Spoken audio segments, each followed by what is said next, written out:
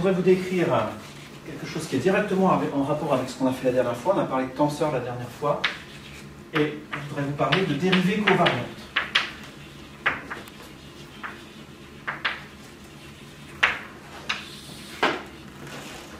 On va commencer par une observation. Si on a une fonction phi, qui est une fonction scalaire, donc il n'y a pas d'indice mu dedans, c'est juste un nombre qui prend une valeur en chaque point de l'espace-temps.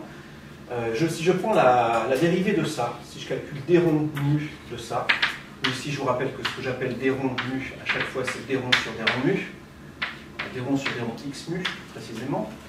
Donc si je calcule ça, on a vu la dernière fois que cette quantité-là est un vecteur, se comporte comme un vecteur, c'est-à-dire que quand on fait un changement de coordonnées de x en x', ça se transforme comme un tenseur de rang 1. J'avais écrit les définitions ici, ce genre de truc, et ça c'en est un.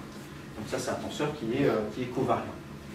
La propriété que je voudrais vous montrer maintenant, c'est que si je prends maintenant un vecteur v, par exemple v mu ici, je prends un vecteur covariant, et que je calcule la dérivée de ce vecteur-là.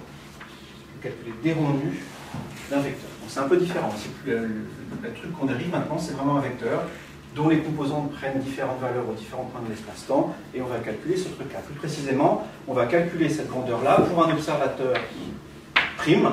C'est-à-dire que comme la dernière fois, je vais considérer un changement de coordonnées ou de référentiel de x mu en x' mu, et je vais me poser la question, comment sont reliés les d rond nu, v mu pour l'observateur prime à la même grandeur pour l'observateur non prime. Donc comment est-ce que cette grandeur finalement se transforme par changement de coordonnées?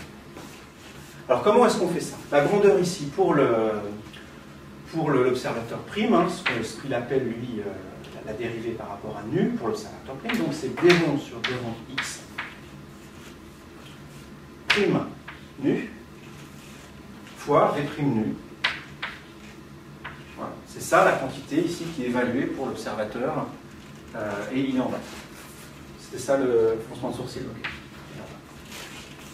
Donc ça c'est cette quantité-là pour l'observateur prime.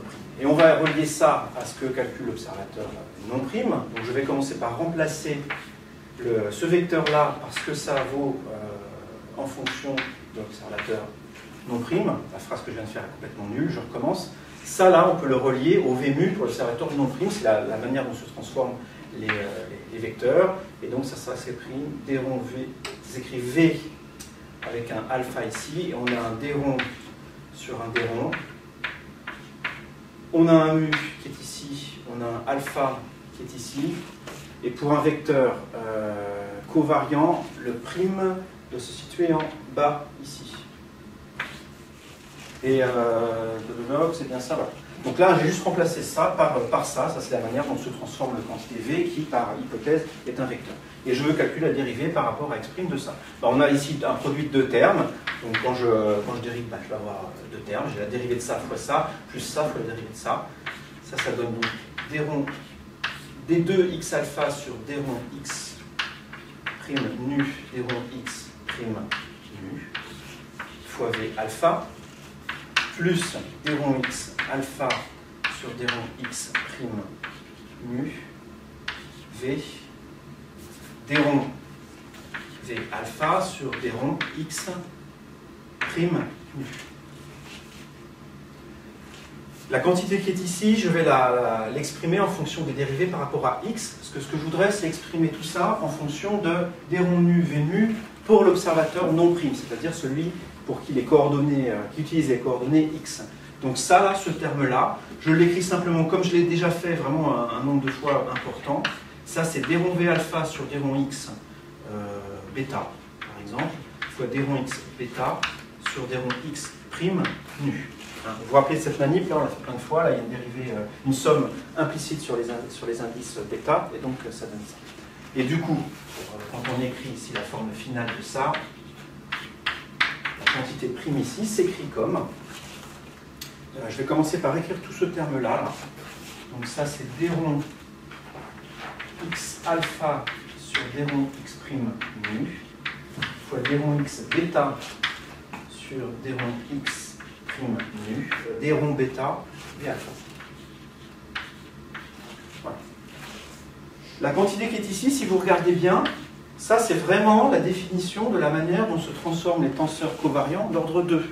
J'avais écrit une formule ici, quand on a un truc avec deux indices mu et nu, dire que c'est un tenseur, ça veut dire que pour un observateur prime, eh ben, il faut multiplier la grandeur pour l'observateur non prime par tout ça, par ce changement de coordonnées. Donc ça nous dit que cette quantité-là, s'il n'y avait que cette quantité-là, le d rond nu v mu se comporterait effectivement comme un tenseur. Or, ce n'est pas le cas. Il n'y a pas que ça, parce qu'il y a aussi ce terme-là à rajouter, plus d2x alpha sur d rond x' nu, d rond x' mu fois v alpha. Et donc ça nous dit que cette quantité-là, d rond nu v mu, ne se transforme pas comme un tenseur à cause du terme qui est ici. Quand on fait un changement de coordonnées, on n'a pas simplement cette transformation-là, comme ça serait le cas pour un tenseur, mais on a ça aussi. Donc la dérivée d'un vecteur n'est pas un tenseur.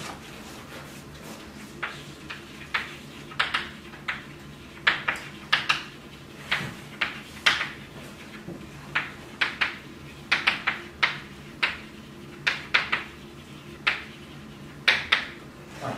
Ça serait vrai aussi pour les dérivés de tenseurs. Ici, si on prenait non pas v mu, mais un tenseur t alpha bêta et qu'on faisait la même manip, on trouverait que ça ne se transforme pas non plus comme un tenseur, et il y aurait des termes aussi en plus. Ça, c'est une première remarque. Donc, cette quantité n'est pas un tenseur, mais on sait quand même comment elle se transforme. On a ici la loi de transformation.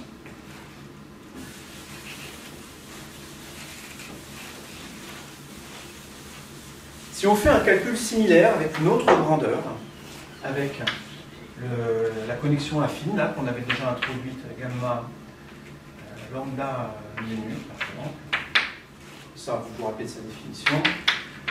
1 demi de g lambda alpha, g alpha mu plus g alpha mu moins g mu alpha.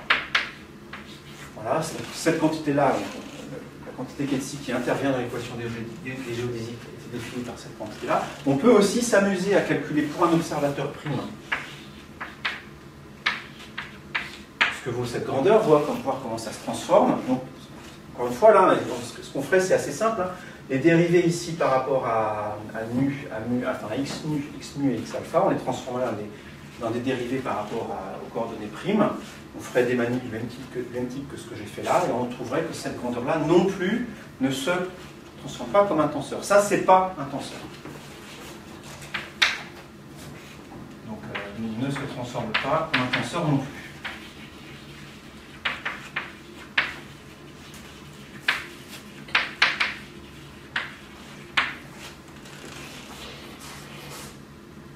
D'ailleurs, on aurait pu ça le savoir tout de suite. Alors, savoir comment ça se transforme exactement, il faut faire le calcul, mais savoir que ça ne se transforme pas comme un tenseur, il y a un raisonnement extrêmement simple qui permet de le voir, c'est que ça, c'était apparu quand on était passé de l'équation du mouvement d2 xi alpha sur ds2 égale à 0 dans le référentiel inertiel. On avait exprimé ça dans un référentiel non inertiel, et là, il y avait des gammas qui étaient apparus. Donc ça vous dit que dans le référentiel inertiel, là, ce gamma n'est pas, donc ce terme-là est nul. Or, un tenseur, je vous rappelle qu'une égalité tensorielle est vraie dans tous les référentiels. Donc si on a un tenseur, je sais pas, t mu qui est égal à 0, ici c'est même, il y a trois indices, voilà, si ça c'est une égalité tensorielle, ça c'est un tenseur, ça se transforme comme un tenseur, 0 pour un autre système de coordonnées, là c'est aussi 0, donc ça se transforme effectivement comme un tenseur. Donc ça c'est une égalité tensorielle, donc elle est vraie dans tous les référentiels. Donc ça veut dire qu'un tenseur qui est nul dans un référentiel l'est nécessairement dans tous les référentiels. Ce n'est pas le cas de gamma. Gamma il est nul dans le référentiel inertiel, mais il n'est pas nul quand on fait un changement de coordonnées. Donc ça ne peut pas être un tenseur. Donc on peut comme ça tester les différentes grandeurs les différentes quantités qu'on a introduites, voir si c'est des tenseurs ou pas. Le but ici, ce n'est pas juste de faire un inventaire et de voir que ces deux grandeurs-là, celle-là et celle-là, ne sont pas des tenseurs. Mais en fait, l'intérêt, c'est quand on fait le calcul exactement, donc ça, je vous laisserai calculer comment ça se transforme, mais on peut montrer que quand on combine ces deux choses-là, si je calcule d rond nu et v mu moins gamma lambda mu nu v lambda, ça se transforme comme un tenseur.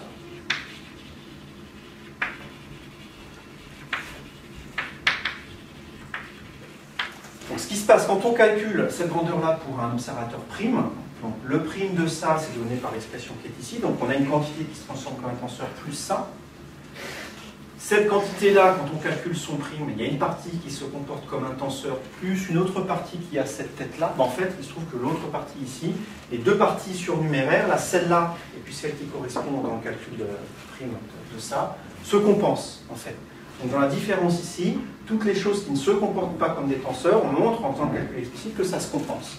Donc il reste là-dedans que les quantités de ce type-là, et donc cette grandeur-là se comporte comme un tenseur, c'est un tenseur. On lui donne un nom à cette quantité-là.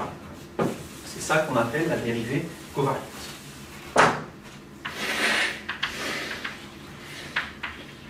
Covariante, alors ça rappelle les termes contravariant et covariant de tout à l'heure, mais ça évoque aussi le fait que cette grandeur, du coup, ne dépend pas du référentiel dans lequel on l'exprime.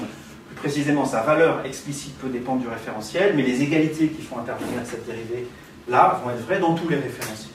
On la note comme ça, on la note d nu v mu. Donc sa définition, je la renote, c'est ce qu'il y a au-dessus, mais je vais la renoter là pour l'avoir sous les yeux. Stock, moins gamma bêta mu nu v bêta. Voilà. On la note aussi v mu. Alors attention, point virgule nu. Vous vous souvenez qu'on avait mis une virgule quand c'était les dérivées partielles. Un point-virgule, ça va être les dérivées covariantes de ce type. Alors, il y a des avantages et des inconvénients à ce genre de notation. L'inconvénient, c'est qu'un point-virgule et une virgule, c'est quand même assez proche typographiquement, donc il faut faire attention, il faut être vigilant. L'avantage, c'est que quand on commence à avoir des expressions qui sont un peu longues, ça devient vraiment plus rapide de noter ça que comme ça. Donc j'utiliserai plusieurs notations de manière interchangeable. Quand les expressions deviendront un peu longues, je prendrai ça. L'intérêt de cette grandeur, là, la dérivée covariante, vient dans la remarque suivante. Cette dérivée covariante, si je la calcule dans un référentiel inertiel, c'est-à-dire dans un référentiel dans lequel le gamma est nul, on se retrouve avec ça qui est égal à ça. Dans un référentiel inertiel, la dérivée covariante se ramène à la dérivée usuelle.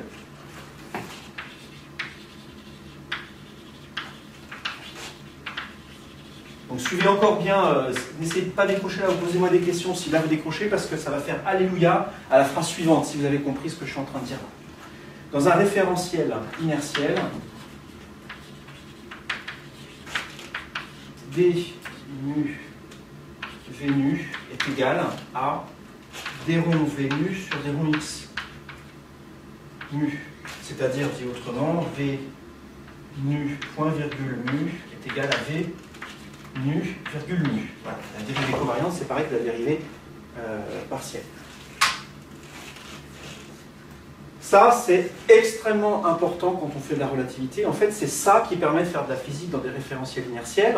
Si on fait le raisonnement suivant, vous vous rappelez que le point de départ de la relativité générale, c'est le principe d'équivalence, c'est de se dire, bon, si je suis dans un référentiel en train de tomber, les effets de la gravitation disparaissent, et je peux appliquer les lois de la physique usuel quand on étudie en relativité restreinte, et dans le référentiel en train de tomber, je n'ai pas à faire de tout ça, je fais ma physique de l'étude que j'apprends au CM2. D'accord ? Quand on écrit les équations de la physique dans un référentiel inertiel, donc en train de tomber, on en connaît plusieurs, ça dépend de ce qu'on fait. Si vous faites de l'électromagnétisme, ça va être les équations de Maxwell. Si vous faites de la mécanique, ça va être les équations que celle que j'ai écrite tout à l'heure, la dérivée seconde de xi par rapport à ds va être égale à 0, mais ce sont toujours des relations qui font intervenir des dérivés. C'est toujours des équations aux dérivés ou aux dérivés partiels, en particulier les équations de Maxwell. Vous vous rappelez que ça fait intervenir des dérivées spatiales et des dérivés par rapport au temps. Donc ça fait intervenir des dérivés comme ça. Dans le rotationnel et les gradients et tout ça, c'est des dérivées spatiales, et vous avez des dérivés par rapport au temps aussi dans les équations de Maxwell.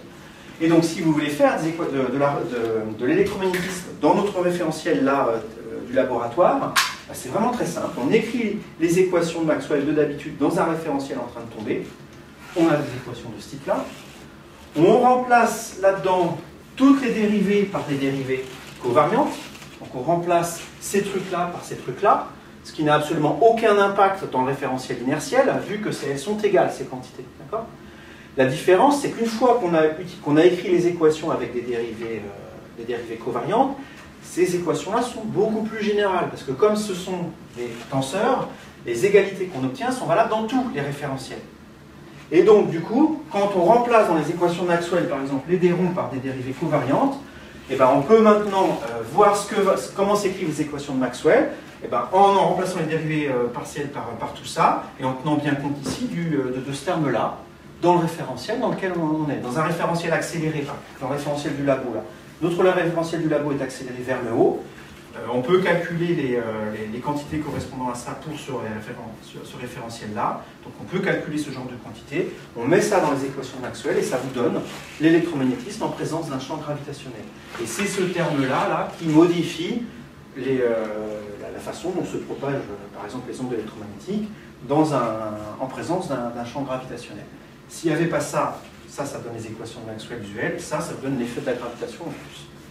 Donc la procédure, on remplace les dérivées partielles par des dérivées covariantes dans le référentiel inertiel, c'est-à-dire dans un endroit où ça ne change rien, et les équations qu'on obtient sont plus générales, elles sont valables dans tout référentiel, et on peut du coup se permettre de réécrire les mêmes équations dans tous les référentiels. Si on essaye de le faire explicitement, ça fait peur. Les équations de Maxwell, quand on les écrit avec des dérivés, les rotationnels, ça fait intervenir plusieurs dérivés comme ça qu'on croise, avec des dérivés temporels. Donc quand on met là-dedans en plus ce terme-là, si on veut l'écrire explicitement, c'est lourd. C'est lourd, mais on peut le faire. Voilà. On a les moyens là de calculer, de faire l'électromagnétisme en fait en présence d'un champ gravitationnel. Ça pourrait par exemple être un moyen de calculer la déviation gravitationnelle de la lumière. La lumière, ce sont des ondes électromagnétiques, elles se propagent dans un champ de gravité. Le fait que leur trajectoire est courbée par la présence du champ gravitationnel, ça va être dû à ça. Ici, là, il y a quelque chose probablement qui vous semble encore abstrait, c'est qu'on n'a pas encore vraiment explicité ça. Là, je ne vous ai pas encore dit ce que ça valait vraiment dans un champ gravitationnel. Ça, on va y venir plus tard.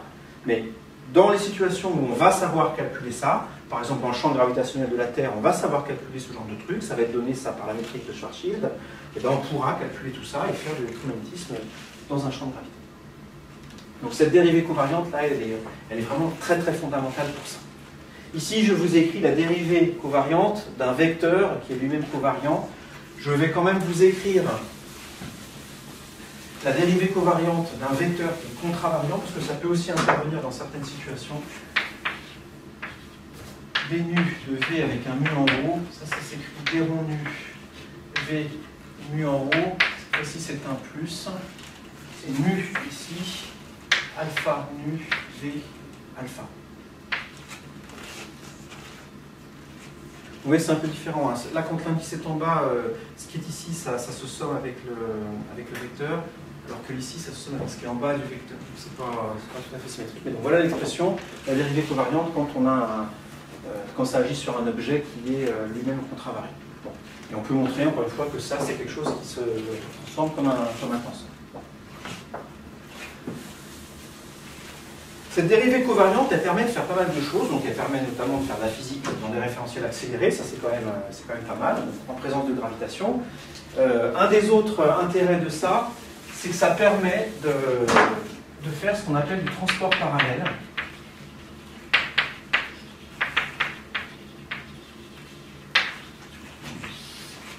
Ce qu'on appelle du transport parallèle dans un espace, qu'il soit court ou pas, je crois que vous avez déjà mentionné le nom auparavant. Ben je vais vous le faire. Transport parallèle, ça veut dire que je vais aller dans une direction donnée, je vais déplacer en fait un vecteur, j'ai un vecteur là, je vais le déplacer, mais de manière à ce qu'il reste toujours parallèle à lui-même. Donc autrement dit, ce que je fais, c'est que je prends une règle, je vais me déplacer par là-bas, je prends une règle, je regarde l'angle que font les deux, le vecteur et ma règle, j'avance un peu, le vecteur ici, je le reporte avec le même angle. Ça s'appelle le transport parallèle, et ça s'exprime ça avec les dérivées covariantes. En fait. On dit qu'un vecteur est transporté parallèlement à lui-même dans une direction quand on a d nu v mu qui est égal à 0. Quand la dérivée ici de v nu le long de la trajectoire s'annule. Donc ça veut juste dire hein, que si le vecteur est parallèle à lui-même, si je choisis bien les coordonnées du vecteur vont rester les mêmes. Voilà, c'est juste ça. Et ça, du coup, ça s'écrit quand on introduit les dérivés partiels. Donc, j'aurais pas dû effacer l'expression de tout à l'heure, tant pis. Donc ici, c'est V nu alpha nu. Nu est en haut ici. Alpha V alpha égale à 0. Et du coup, ça s'écrit comme ça. Voilà. Donc ça nous dit comment est-ce que quand on transporte un vecteur parallèle à lui-même, comment est-ce que les dérivés partiels de V par rapport à, ici, à une variable x nu changent quand on avance le long de la courbe. Et ça nous dit que ce qui peut nous intéresser, c'est comment varient les différentes coordonnées. J'ai un vecteur, je le transporte parallèlement à lui-même, comment varient les coordonnées quand j'avance le long de la courbe sur laquelle je me déplace. Et ça, c'est simple ça. Je vais l'écrire ici de manière un peu plus explicite pour que vous voyez bien le calcul.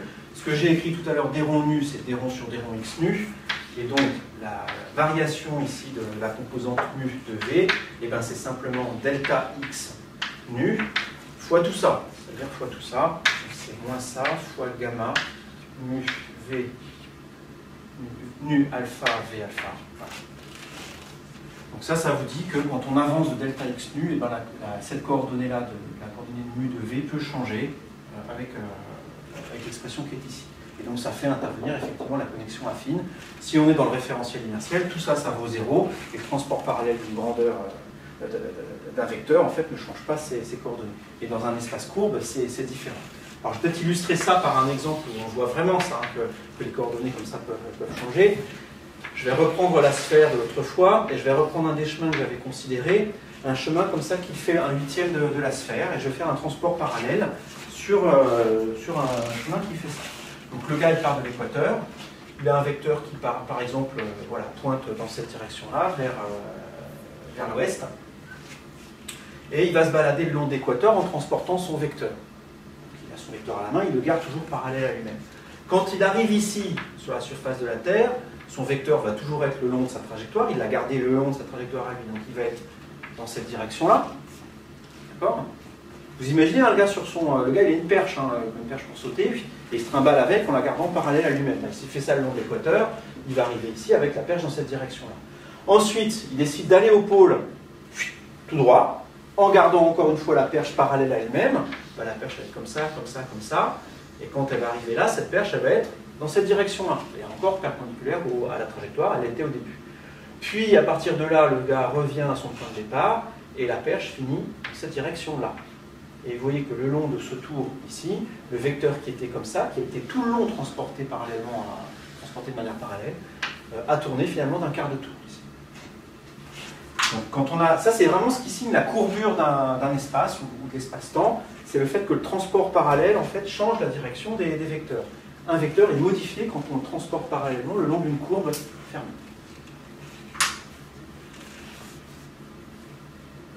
Alors plus précisément que ça encore, ça c'est vrai donc sur ce grand, sur ce grand contour là qui fait 1/8 de la sphère. Si je prends un contour quelconque ici qui se dessine sur la sphère et que je fais un transport parallèle là-dessus, l'effet va être de plus en plus petit au fur et à mesure que le chemin décrit va être petit, mais l'effet sera toujours là en fait. Et si vous vous souvenez bien, la courbure qu'avait définie Gauss, vous avez parlé de la courbure de Gauss, comme la différence entre la somme des angles d'un triangle et pi, divisé par la surface. On fait la somme des angles, on enlève pi, ça dans un espace plat ça fait 0, dans un espace pas plat c'est pas nul, et quand on divise ça par la surface qui a été entourée par le chemin, c'est ce qui nous donne la courbure de Gauss. Ça là, vous voyez que l'angle duquel a tourné le vecteur, il est intimement lié à la somme des angles ici, hein, dans le triangle là. Parce que c'est le dessin que j'avais fait l'autre fois, si on veut faire l'histoire autrement et dire que le vecteur n'est pas transporté parallèle, mais à chaque fois ici le vecteur on le remet sur la trajectoire qui est en train de suivre le gars. J'avais fait un petit dessin comme ça la dernière fois. On avait vu que ça nous disait que l'angle duquel il avait fallu tourner le vecteur pour le ramener ici sur lui-même était différent de pi. C'est exactement la même chose que ça. Ça dit exactement la même chose que ce qui est sur le dessin ici. Donc la courbure ici de la surface s'exprime de deux manières. 1, la somme des angles intérieurs du triangle n'est pas égale à pi. Et 2, le vecteur ici ne revient pas sur lui-même. En fait, ces deux choses sont intimement liées. Et ça nous permet de définir le tenseur de courbure.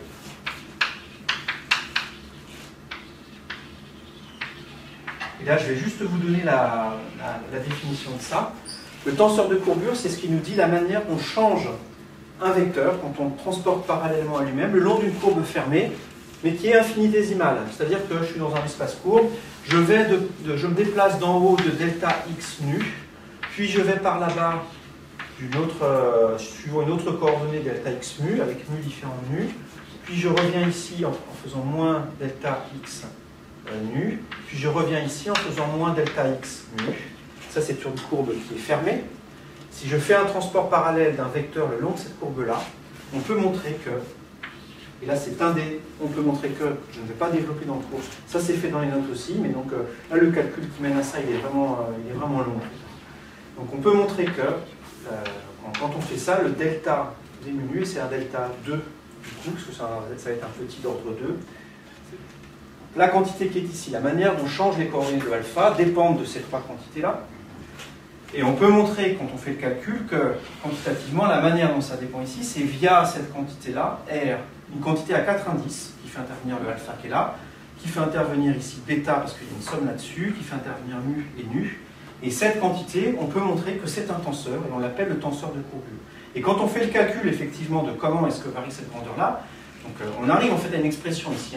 Quand vous regardez dans les notes, ou si vous avez le courage de le faire, ce qu'on fait, c'est qu'on calcule vraiment la variation de V alpha quand on fait le tour ici par transport parallèle sur le chemin qui est ici.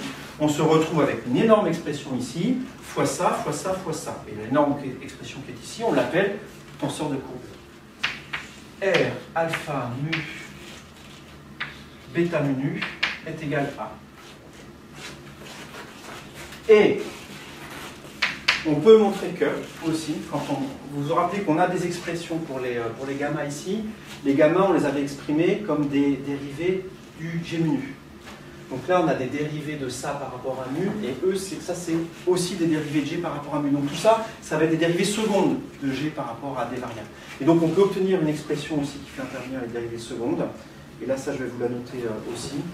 Et je vais la noter, celle-là, avec une forme, avec les indices en bas. Vous allez voir pourquoi. Je vais noter sa forme ici, qui est covariante sur l'indice alpha, parce que ça donne quelque chose de plus symétrique. Donc le premier terme, c'est g bêta mu de mu alpha moins g bêta nu virgule mu alpha plus g alpha nu virgule mu bêta moins g alpha mu virgule nu bêta plus, ça serait trop simple, moins, parce que sinon ça serait encore trop simple, g sigma rho, facteur de, là il y a un produit de gamma, là il y a un produit de gamma, donc là il reste aussi, et je vais les laisser comme ça, sigma alpha mu, sigma rho, bêta mu, moins ça,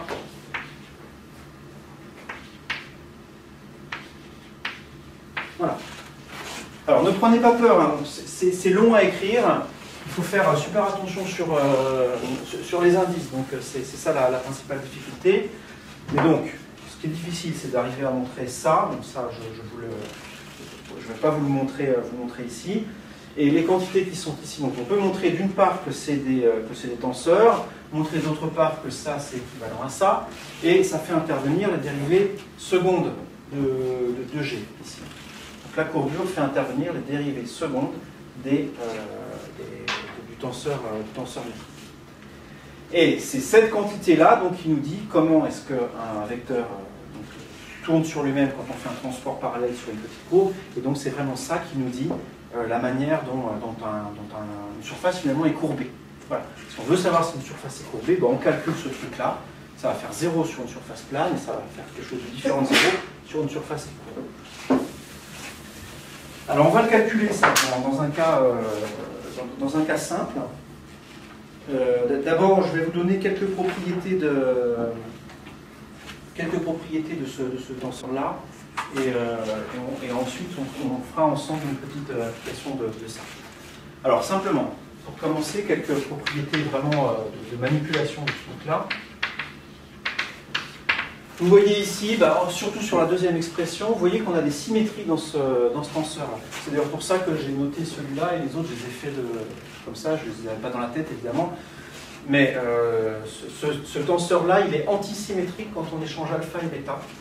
Donc si j'échange alpha et bêta ici, vous voyez que ça échange ici ça et ça, donc il y a un signe moins, et ça échange ça et ça, voilà. Ça échange aussi d'ailleurs ça et ça.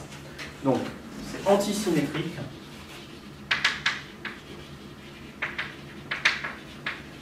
Sous l'échange entre alpha et bêta. C'est aussi antisymétrique sous l'échange de mu et de nu. Donc ça, quand on échange mu et nu, ça donne ça.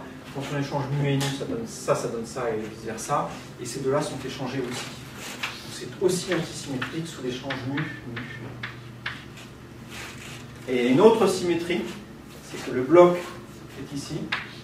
Et ce bloc-là, si on les échange, j'échange les deux là, c'est-à-dire que j'échange finalement alpha en mu et bêta et nu, et bien là vous voyez que c'est symétrique en fait. Échanger alpha et bêta, donc je change à la fois alpha en bêta et nu en mu, ben ce terme-là donne celui-là, celui-là donne celui-là, et ces deux-là se correspondent, et cela ne change pas.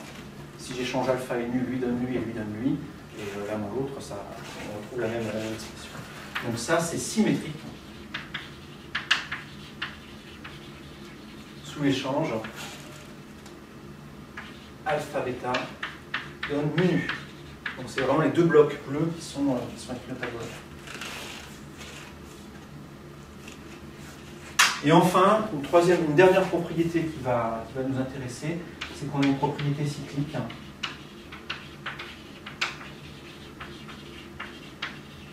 Si je m'amuse à calculer à partir de ça, alors si je recopie d'abord R alpha bêta mu, et que je m'amuse à faire une permutation circulaire sur les indices qui sont ici, mu bêta mu, puis une permutation circulaire de nouveau sur les indices, alpha mu bêta, et qu'on fait la somme de ces trois trucs-là, on s'aperçoit que ça fait 0.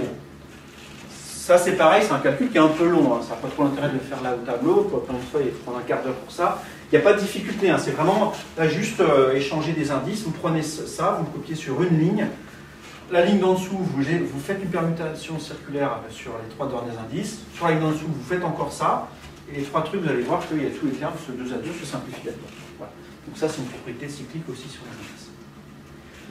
Un des trucs qu'on va faire tout à l'heure, probablement après la pause, c'est de calculer du coup combien il y a de composantes indépendantes dans cet objet-là. Et qu'elles ne sont pas toutes indépendantes, puisque si par exemple je connais R01, 00, 02 par exemple, et ben je connais aussi R1, 0, 02. Là, j'ai juste échangé les deux premiers indices et c'est forcément la même chose. Donc ces deux quantités ne sont pas indépendantes. C'est aussi égal ça à R en échangeant les deux blocs qui sont ici. Alors pardon. C'est moins, ici j'ai dit que c'était antisymétrique sur l'échange de ces indices-là, donc ça donne ça. Si j'échange les blocs, c'est aussi égal à 0,2, 0,1, voilà. Donc il y en a plein là-dedans qui sont égaux. Donc la question qu'on va se poser tout à l'heure, c'est combien il y en a finalement qui sont indépendants là-dedans. C'est ça qui va être une partie de l'exercice de combinatoire amusant qu'on va faire tout à l'heure.